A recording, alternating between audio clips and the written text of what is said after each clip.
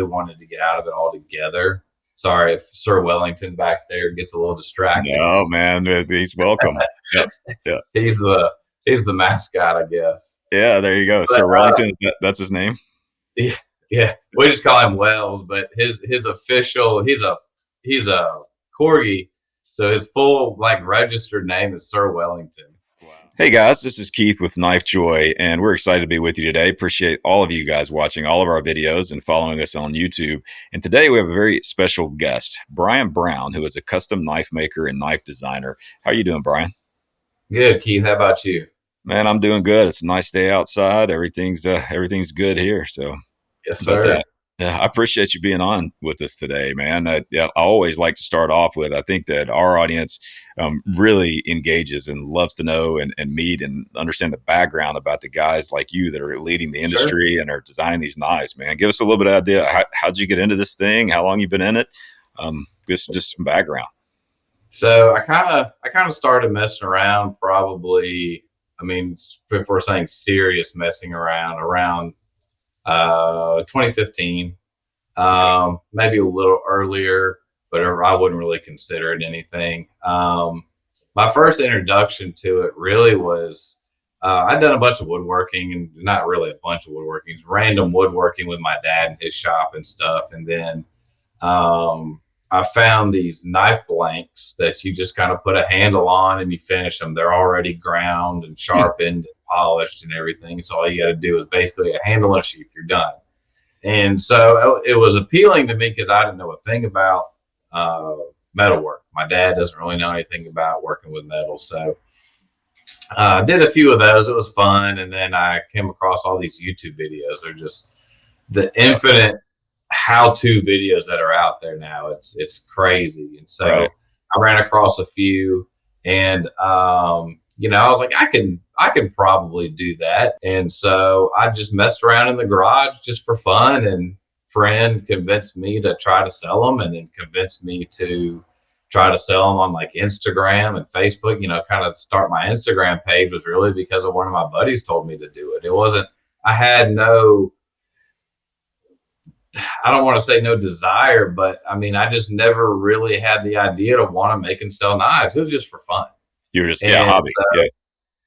Yeah. And, and even as making them as a hobby, it was going to be like, give one to a friend, give one to my dad, sell one for $40, whatever I've got in it, basically. Yeah. And I had people wanting to buy them, which was cool. And so I started making more, and it just kind of snowballed into buying more equipment, and then taking over half of the garage, and then this almost becoming a part-time job, really, and an income for me. I was spending my whole day off. I was off every Monday with the old job. Wife and kids are at school and work and daycare and everything. What did you do? What was your day job? I worked for the last, I was in retail for a long time. The last job I had was selling four-wheeler motorcycle parts for a local dealership.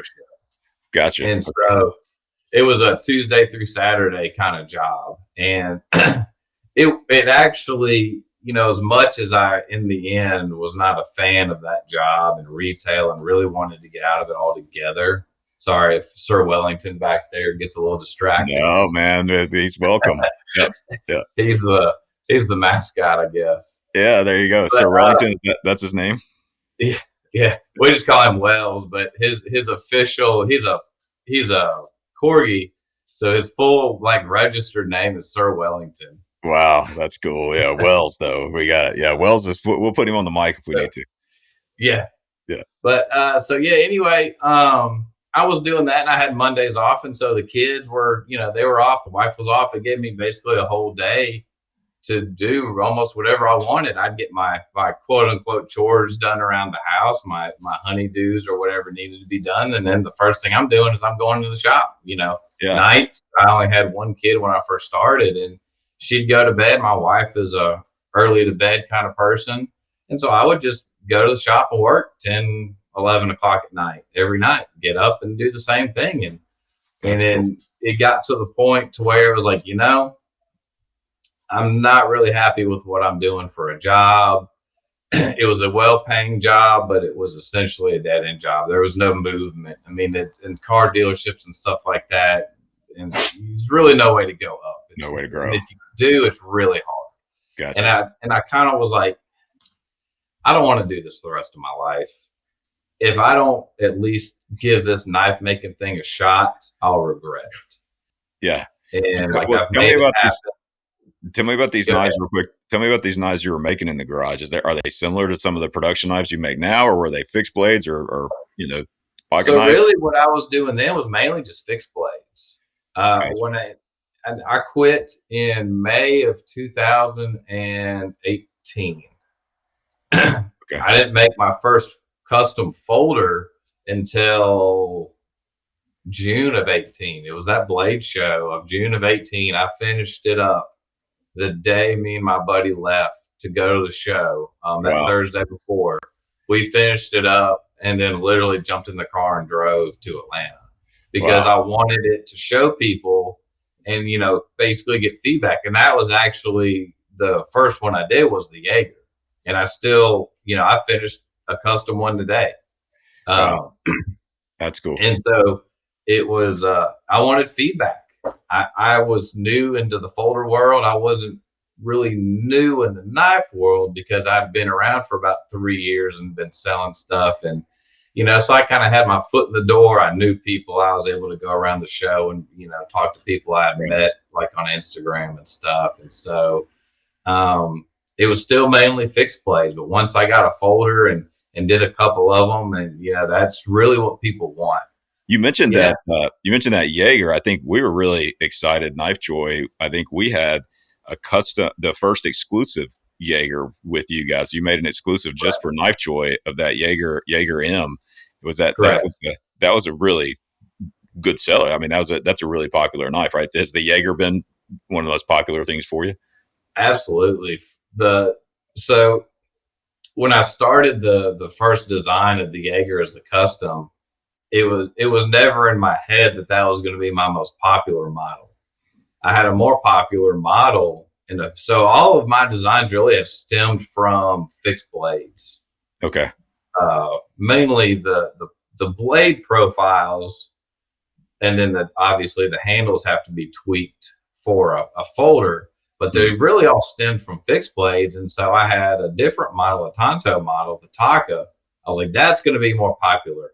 I need to do that second, if you will, before, because I want to know what I'm doing when I design that knife. I don't want to do that one being my popular version and, have it turn out crappy. Sure. But I mean, the Jaeger it's even with the hundreds, close to thousands of those Jaeger production, the Jaeger M's that are pre-ordered and out there now, I probably get more people asking me about the Jaeger custom still to this day than any of my other models. That's awesome. Yeah, I know we were glad to be a part of that. They talking about it around the shop. Yeah, and I mean, I thank KnifeJoy a lot, but in the production side, and with a large dealer, y'all were the first to, kind of look at me and be like, hey, let's get some stuff from this guy and let's do an exclusive. And Chris and Zach have been, kind of, just they're for encouraging, pivotal in making this into what it's been with knife, through KnifeJoy and just the Jaeger M in itself, and just kind of helping me get my name out there because they've got such a large audience. And I had gained a decent following on my own.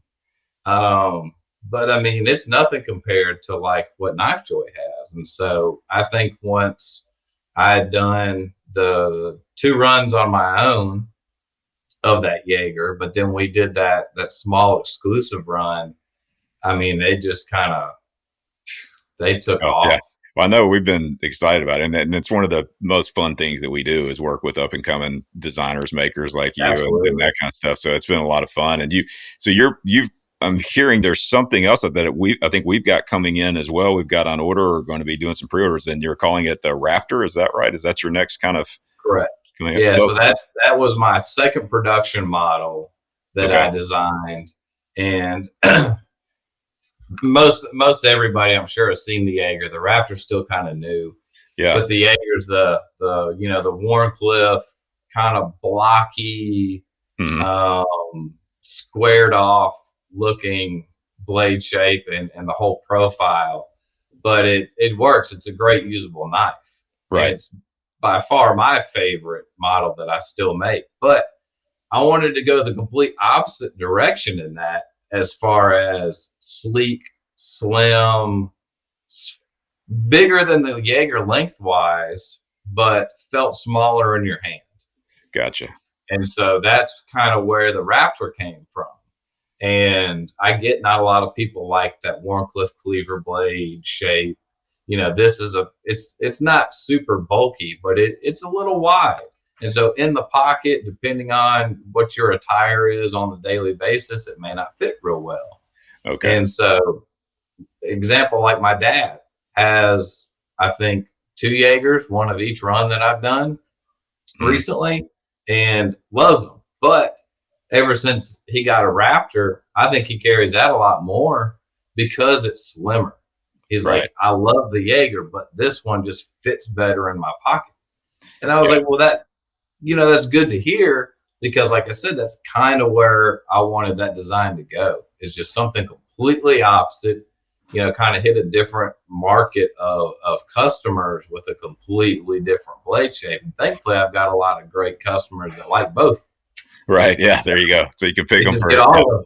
Yeah, and a lot of these aficionados, kind of knife guys, are like that. They'll have one, and that it depend on maybe what they're wearing or what they're doing for the day, or Sure. that type of stuff. So it's cool to have variety, and it's cool to see you come, like you said, to do something substantially different than what your first one was.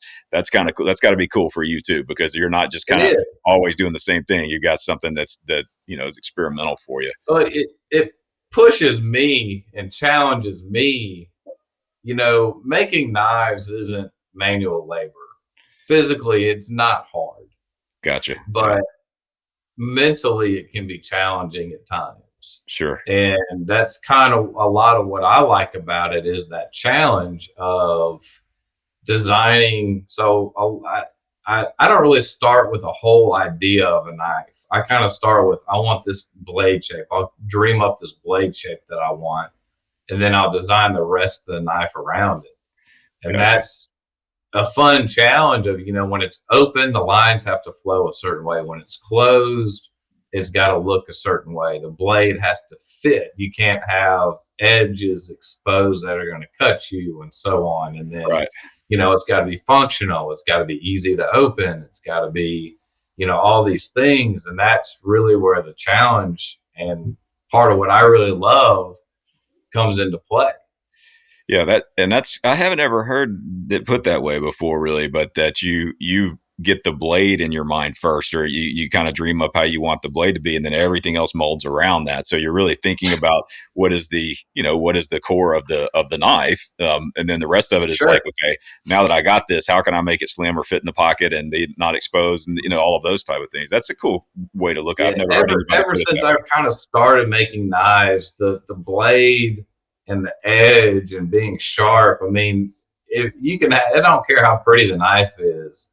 If it's got a horrid edge on it, even when it's brand new, or just the geometry of the grind or whatever is off. I mean, it's not, if it's not sharp and doesn't cut, it's not a knife. way. Yeah, So if you've got, there's some crazy blade shapes out there that look really cool, but they're absolutely horrid to try to use on a daily basis.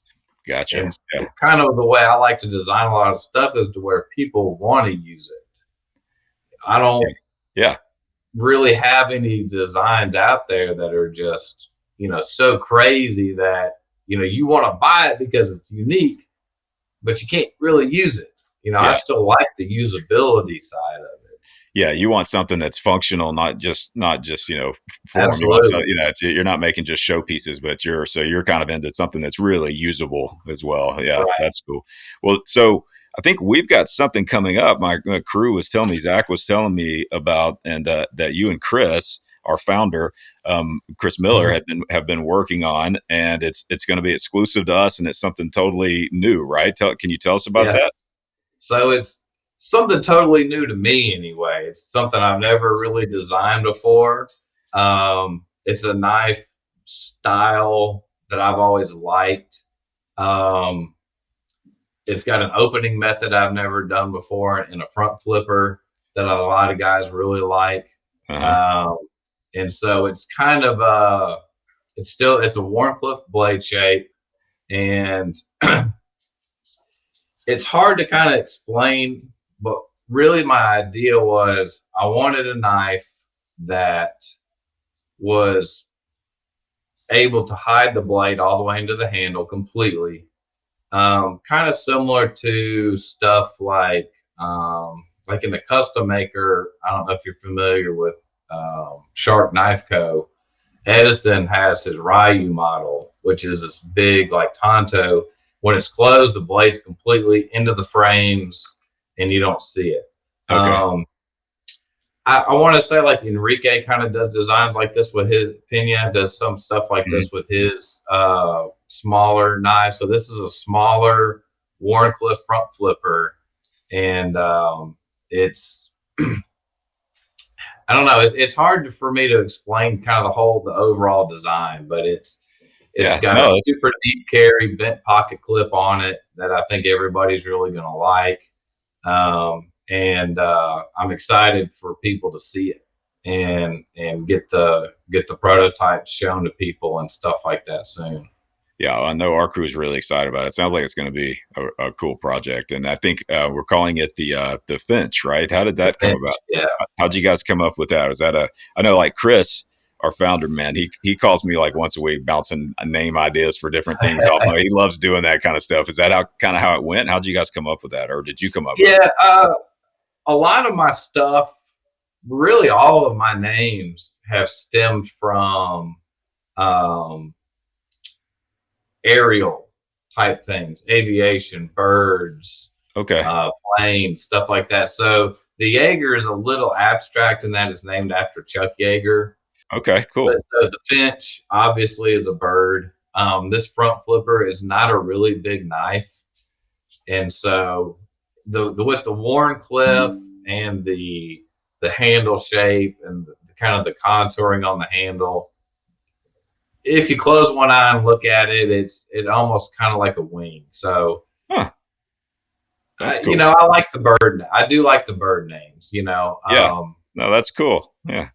And so, being a smaller knife, a Finch is usually, it's from the little bit of research I did with the name, they're smaller birds. Smaller birds. Yeah. Gotcha. So that's cool. So it's got some meaning behind it. Yeah. That's cool. Yeah. So it kind of fits just in line with all my other models, Gotcha. which is good. That way I kind of have a theme going between all my stuff.